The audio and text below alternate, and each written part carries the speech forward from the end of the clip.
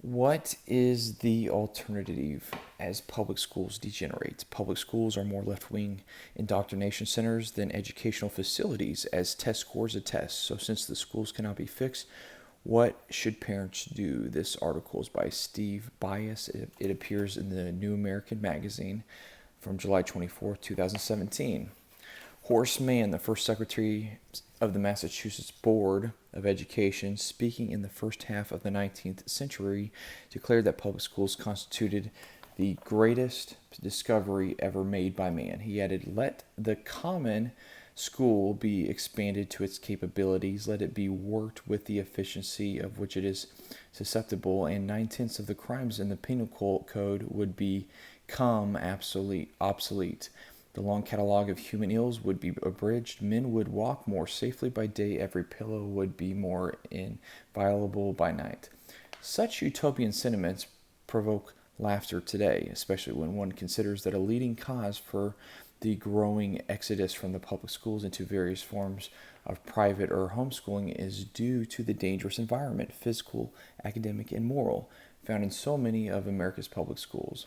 As public schools continue their degeneration into increasingly physically unsafe conditions, mediocrity, leftist indoctrination, and the anti-Christian bias, parents struggling to decide whether these government-run institutions can be salvaged, and if not, what is the best alternative for their children in terms of preparing them for life. As we shall see, parents do have other options for their children, but first, let us look at why many parents have either taken their children out of the government schools or are considering doing so. Secular humanism, established religion of public schools.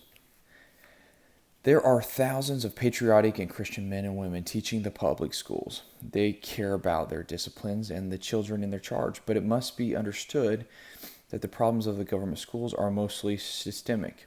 The reason is that secular humanism is the prevailing religion, even if not formally the established religion of America's public schools. This is clear from an examination of the various Humanist manifestos produced over the years, including the first one of 1933, which was signed by John Dewey, considered the father of progressive education. Dewey, an atheist and secular humanist, said the public schools were the institution through which social reform could take place, saying it was the only sure method of social reconstruction. Dewey was a founder of the League for Industrial Democracy, an organization that itself was an outgrowth of the Intercollegiate Socialist Society. The student version of the League, known as Students for a Democratic Society, an organization that called anti-communism an obstruction to democracy. The socialistic and atheistic themes of the first Humanist Manifesto were carried forth in the second Humanist Manifesto of 1973. In that document, signer John Dunphy echoed Dewey's view that the public schools constituted the best means of advancing secular humanism. "I am convinced," Dunphy said, "that the battle for mankind's future must be waged and won in the public school classroom by teachers that correctly perceive their role as proselytizers of a new faith. The classroom must and will become an arena of conflict between the old and new, the rotting corpse of Christianity together with all its adjacent evils and misery and the new faith of humanism." As the late Sam Blumenfield, perhaps the premier historian of the public school movement in America, wrote for the New American, "Although the U.S. Constitution forbids the creation of a national establishment of religion, the closest we have come to the creation of such an establishment is that of secular humanism, the worldview philosophy that now governs the curriculum of our tax-funded public schools." What is the credo of this secular humanism that has displaced the Judeo-Christian model that until recently dominated American society, and that Blumenfield contended is the worldview philosophy that now governs the curriculum of our tax-funded public schools? The Humanist Manifesto 2000 calls for a global family while condemning what it calls fundamentalist religions. Instead, the document states, "The realities of the global society are such that only a new planetary humanism can provide meaningful directions of the future." As part and parcel of the humanist religion, the Manifesto states the opportunity for appropriate sexual education should be made available from an early age, including instruction in contraceptive techniques. Also found in the Manifesto is a demand for the theory of evolution and standards of ecology to be studied. We need to develop a new human identity, membership in the planetary community, the Manifesto demands, arguing that such views be an important part of the curriculum of every public school. And these humanists are prepared to combat any effort to oppose this leftist agenda. It is logical that the public schools have degenerated into moral cesspools when one considers that God has been ejected from the classroom and that the teaching of immoral versions of sex education are taught there. With God removed from the equation, absolute truths have been replaced by situational ethics and secular humanism. In Tulsa, Oklahoma, last year, a mother consented to a field trip for her daughter, only later to discover that the 16-year-old had been taken to a clinic where she received the Norplant contraceptive implant. According to interpretations of the federal Title X, children as young as 12 are allowed to receive contraceptives without a parent's consent. Dr. Michael Ritzie, a family physician and a member of the Oklahoma House of Representatives, noted that Norplant can have several side effects, including strokes. A school official cannot give a student an aspirin without the parent's consent, but can take them out of school to get contraception, Ritz added, or even an abortion. Ritz commented on what seems to be the morally bankrupt attitude of the government schools. We know students are going to be promiscuous, like monkeys, so let them go out there and use a condom or other birth control, or get an abortion if they get pregnant. Casey Polinsky, who lives in Central Virginia, was shocked when her kindergarten daughter came home and said that she now wanted to marry her friend, also a girl. When she grows up, she told her mother, "My teacher said boys can marry boys and girls can marry girls." Academics take a back seat to secular humanism. While the secular progressives are determined to keep any Christian worldview out of public schools, they are very aggressive in their desire to inject their own secular positions into the classroom and into the minds of the students. Updated textbooks that promote the LGBTQ lifestyles are expected to be unveiled in the public schools of California this fall. Textbook publishers were told to either conform to California's Fair Education Act or lose out on the lucrative Golden State public school textbook market. And because of the clout California wields in this area due to its large public school student population and corresponding purchase of large numbers of textbooks, you can expect that these textbooks, which will lionize the lesbian, gay, bisexual, transgender, and queer lifestyle, will soon be in your public school as well. What exactly will students in the public schools learn from these textbooks? According to the Fair Education Act, California's school children will learn about diverse families in the second grade, and eighth graders will discuss gender roles in the 19th century. Finally, when students make it to their junior year in high school, these studies in history classes will include the LGBTQ civil rights movement. Teachers will not be able to get by with just passing a mention of LGBTQ. Don Romsberg, an associate professor at Sonoma State University, who chairs the Department of Women's and Gender Studies, explained, "The scholars, LGBT advocates, educators, and students who were pushing for these changes wanted to make sure that there weren't just token mentions of Harvey Milk and Stonewall in the 11th grade. Milk was a city supervisor in San Francisco who was murdered in 1978 by a disgruntled fired employee. The incident had nothing to do with Milk being an open practicing homosexual, though his murder has been portrayed in that light. Mayor George Moscone was likewise murdered by the same ex-employee. Stonewall was the gay bar in New York City whose clientele fought back in the late 1960s during a police raid. thus marking the launching of the so-called gay rights movement. Romsberg added, "We knew that for both the sake of historical accuracy and for student education and school climate, it was important that all students learn about LGBT lives and history in elementary through middle and into high school." Students will learn about LGBT community as a part of family diversity in the second grade. At this point, Romsberg noted, the California Department of Education has put itself into the leading edge of LGBT contents in schools, and it is absolutely history-making and groundbreaking.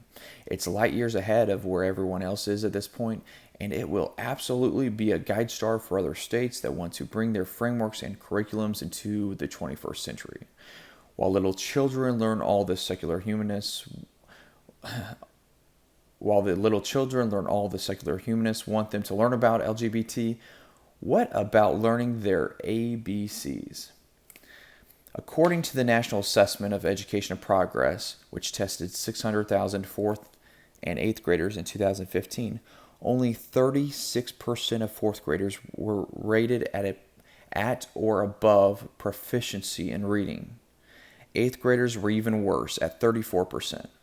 Math scores were similar, with 40% of 4th graders at or above proficiency in that subject, compared to a dismal 33% of 8th graders. California schools in particular are atrocious. As journalist Alex Newman pointed out in this article, 50% of California kids can't read, in telling about the state's reading scores. The latest numbers from the California Department of Education tell a tragic tale.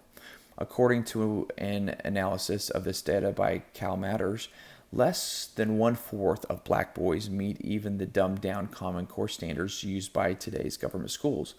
More than half of them in the lowest possible category, suggesting they are unable to read even the most basic material. Among Hispanic boys, less than a third met the dumbed-down government standards in English, and among whites, while the numbers are slightly better, more than 40% failed to meet even the basic standard. In every grade except 11th, less than 50% of students met the literacy standards, which again are dumbed down to the extreme. Where does this leave the teacher who holds to a biblical worldview? They will either teach a heroic what the Bible teaches as perversion, or they will be fired and maybe even fined. And not just in California. The secularists intend for this to come to your state and to your local public elementary school as well. Public schools are filled with leftist propaganda. Not only are teachers bullied who resist the secularist agenda, in some cases students are verbally abused by secularist teachers determined to advance a radical agenda. For example, James Corsi, a high school philosophy teacher at Norman North High School in Oklahoma, recently stirred controversy when he told his class, "To be white is to be racist, period." Corsi, who is white, expanded on this theme. Am I racist? And I say, yeah, I don't want to be. It's not like I choose to be a racist, but I do things because of the way I was raised. The teacher reportedly used a YouTube video about imperialism to make his point that all whites are racist. In this video, a man uses whiteout on a global. In the video, a man uses whiteout on a globe as an illustration of the spread of European influence around the world. One student at the school said the all whites are racist philosophy is a common theme at the school, and it is almost certain that students across the nation are subjected to such verbal floggings on a regular basis in a public school supported by taxpayer dollars. While white children are called names in Oklahoma and across the nation, parents and taxpayers in New York State are furious about a lesson that promotes Islam and whitewashes terrorism. And this is not just one isolated school district. The program was promoted by the New York State Department of Education for use in the classroom. The right of Americans to keep and bear arms is also under assault in many public schools. Schools have suspended children for playing with Nerf guns on the school grounds, others for drawing a firearm, or even shaping their fingers as a gun and saying, bang.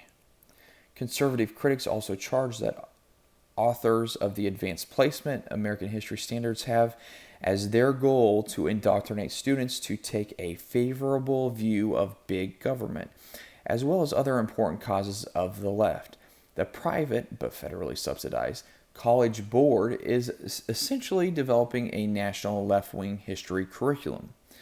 AP American history classes offered in high school allow students an opportunity to obtain college credit without having to take the class in college and paying tuition, thus making the course enticing.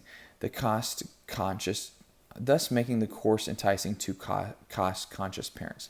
Larry Krieger, a retired AP history teacher, is considered the man most responsible for calling attention to how these tests are being used to promote a secular progressive agenda.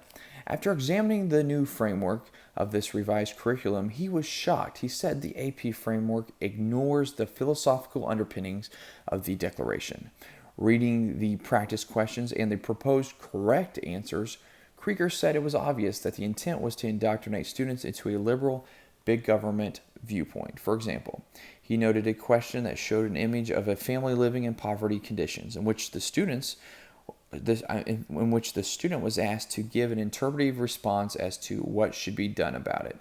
The correct answer, according to the College Board, was government should act to eliminate the worst abuses of industrial society.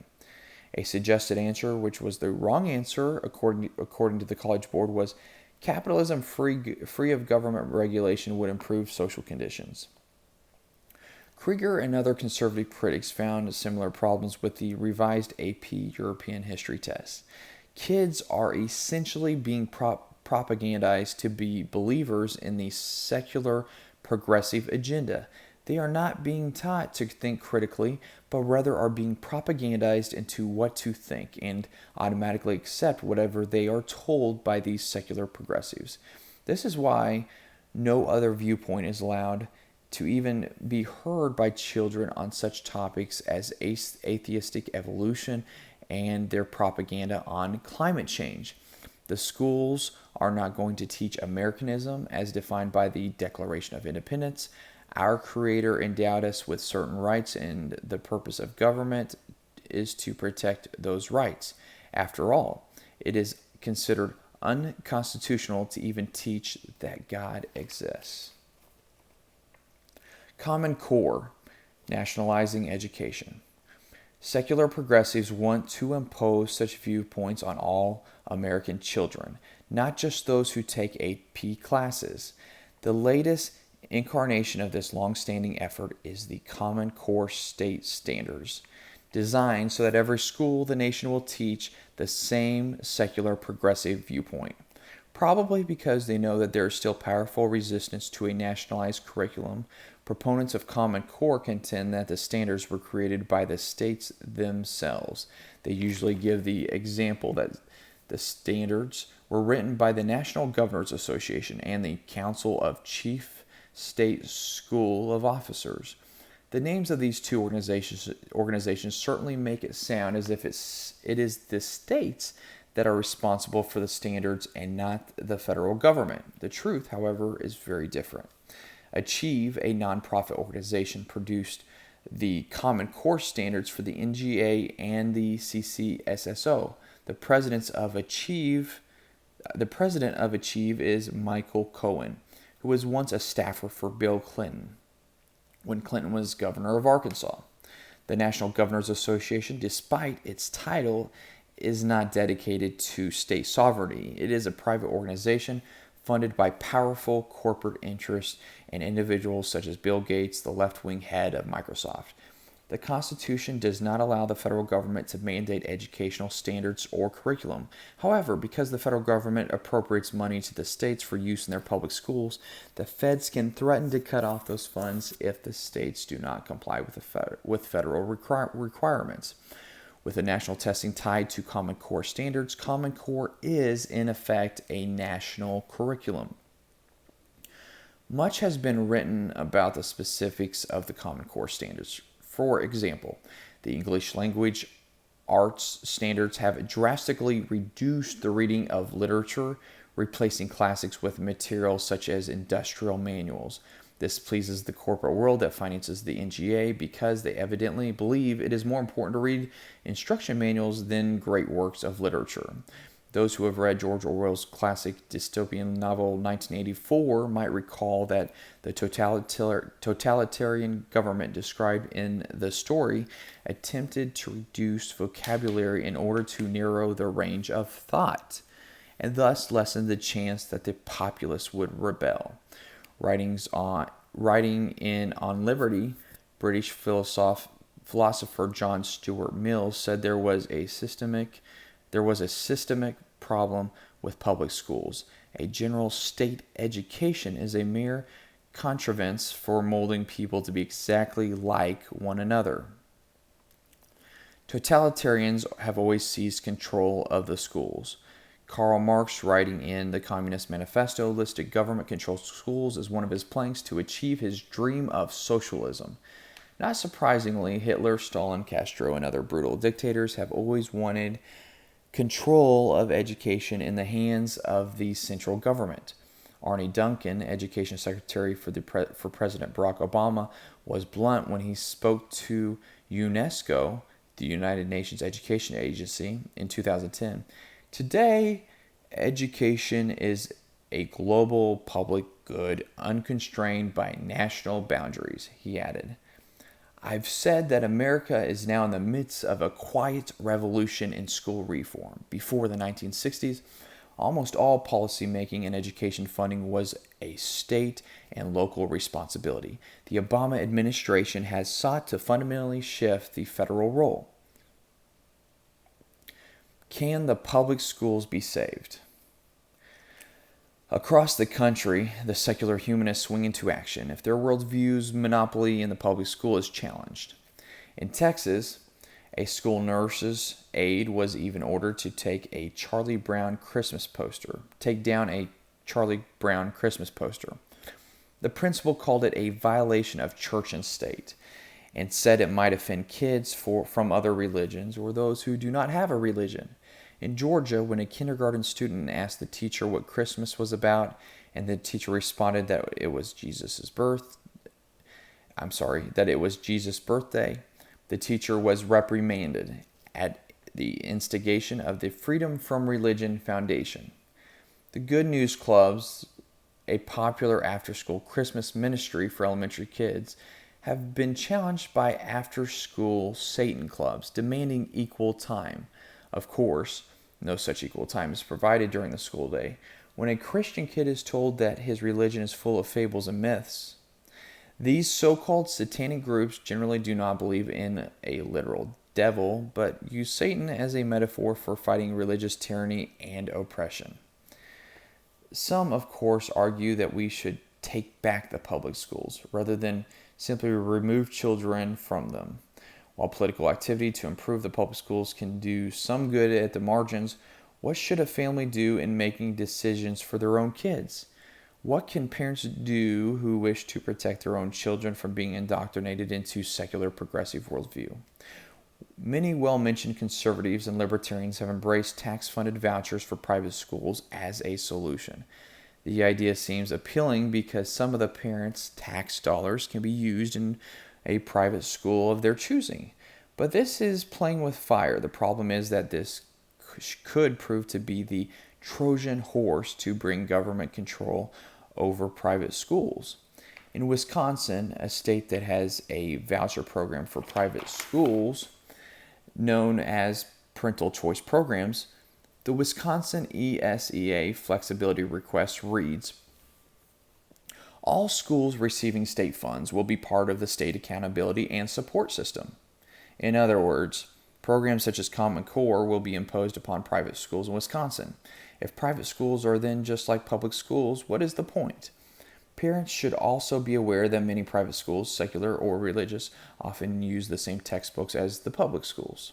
In other words, many private schools, including even many Christian and parochial schools, are just pale carbon copies of the public schools, with the exception that a religious class may be added in addition to the standard Common Core curricula. But there are also private schools that do offer a genuine alternative to public schools. In addition to brick and mortar schools, there are also myriad homeschooling options. Freedom Project Academy, a fresh alternative. One option we are particularly familiar with and highly recommend is Freedom Project Academy, which is affiliated with the John Birch Society, the parent organization behind the New American Magazine. FPA is a private only K through 12 school that does not accept any government funds. While not affiliated with any Christian denomination, the school has adopted a definite Judeo-Christian worldview. Courses are delivered online through interactive classrooms to students around the world. The school is fully accredited and it provides diplomas and transcripts. Founded in 2011, Freedom Project Academy offers a first-rate classical education that acquaints students with great literature and the wisdom of the ages, including the principles of freedom that guided the founding fathers. According to its website, FPA is happy to provide a fully accredited curriculum recognized for its authenticity and excellence without any need to compromise our beliefs or high academic standards. FPA remains opposed to implementation of Common Core in public, private, and homeschool curricula and will not tolerate it in our own classrooms. The online classes of FPA are in real time with live teachers and students. The online classes of FPA are in real time with live teachers and student interaction, not recorded lessons. Students log in at specified times, have opportunities to ask questions, and also call upon during classes. FPA graduates have enrolled in higher education, have accepted internships, and have entered the workforce. They are prepared to compete academically at an extremely high level, bolstered by an education centered on civics, economics, writings, and math, and fortified by the Judeo-Christian values that are at the heart of the curriculum. Dr. Duke Pesta, the academic director for FPA, told the New American, "Many kids who take our placement exams end up joining FPA after spending a few years in private schools, where parents become frustrated with the cost, tuition, and imposition of Common Core in the classroom. The placement exams, which are given at no charge, help FPA determine whether a student should be in, say, French 1 or French 2. These tests are also utilized by many homeschooling families to monitor their children's progress." Pesta added that FPA partners with private schools, homeschools, co-ops, and churches, delivering our teachers and curriculum into their local communities, giving families a quality yet affordable education in safe spaces. He noted that FPA's reputation as a national leader in online K-12 education has provided a platform for us to offer national leadership in the fight against Common Core standards and the federalization of education. FPA kids, economically literate and schooled in the Constitution and founding documents. We are creating morally responsible, civic-minded thinkers, and we're doing it with the help of the federal government. The reason that some parents are reluctant to homeschool their own children is that they feel educationally inadequate, especially as their children grow older and need specialized instruction in more advanced subjects. For these parents, FPA might very well be the solution. And it is a safe bet that FPA will not be making use of history books coming out of the California system of public schools. To learn more about Freedom Project Academy, go to www.fpausa.org. You can purchase extra copies of this magazine or order just one copy of this magazine by going to shopjbs.org. And to purchase more than one copy, you can purchase 25 copies of this magazine. And by the way, the article that I just read is included in this magazine. It's the July 24th, 2017 edition They're normally $3.95 a piece, but if you buy 25 copies of this magazine, it's $31.25. If you buy 10 copies of this magazine, it's $15. You can also get a subscription to the New American Magazine, which produces many articles like this throughout the year, and that subscription is $49. You just need to go to thenewamerican.com to order that, or just dial 1-800-727-TRUE. Again, that's 1-800-727-TRUE. My name is Evan Mulch. I'm a field coordinator for the John Birch Society in Western North Carolina, in the whole state of South Carolina, and the whole state of Georgia. And I've got a lot of members that take action with these magazine articles. I've got a group that actually purchased 100 copies of this magazine so that they could deliver this article to people at their school board meetings. So they've ordered 100 of this magazine copy, and they're going to deliver it to people who show up at their next school board meeting. And because they are trying to wake people up about what is going on at our public schools. So thank you so much for listening to this audio edition of the Bircher podcast, and God bless you. Thank you so much.